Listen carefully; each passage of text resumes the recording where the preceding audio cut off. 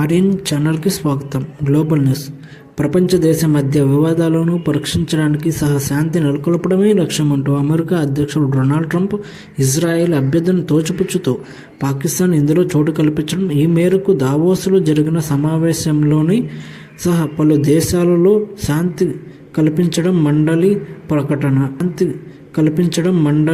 ప్రకటన బోర్డు శాశ్వత సభ్యత్వం కల్పించాలంటే $100 కోట్ల చెల్లించాలని పేర్కొన్నారు. ఇజ్రాయెల్ పాలస్తీన్ మధ్య యుద్ధం గడిచిన నేపథ్యంలో గాజా పునర్నిర్వహణ, అక్కడి పాలనను గాడిలో పెట్టడమే ఈ మండలి దృష్టి సారించి వివరించారు. ఈ సమావేశంలో 20 దేశాల పైగా ప్రధానమంత్రులు, దౌత్యవేత్తలు హాజరు కాగా Bharat, France, Japan, Britain, Germany వంటి దేశాలు దూరంగా ఉన్నవి.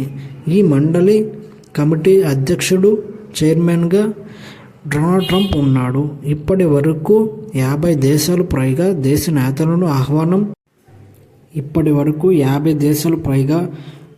నేతలను ఆహ్వానం పలకగా ఇందులో ప్రధానమంత్రి మోడీ, రష్యన్ అధ్యక్షుడు పుతిన్, చైనా అధ్యక్షుడు జిన్ పింగ్ సహా వారి ఇప్పటి నుండి ఎటువంటి స్పందన రాలేదు తెలుస్తుంది.